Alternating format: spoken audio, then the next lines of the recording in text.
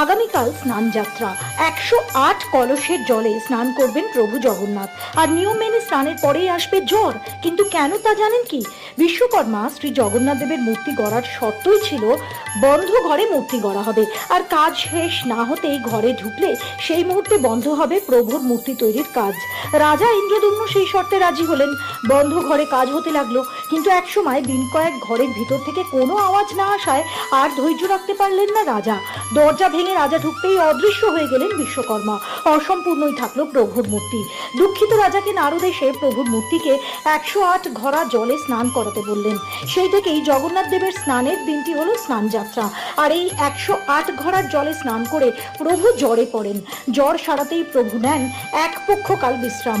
মন্দির খোলে রথযাত্রার আগের দিন। এবারের স্নান যাত্রা পড়েছে আগামীকাল 11ই জুন বুধবার। কমেন্টে লিখুন জয় জগন্নাথ।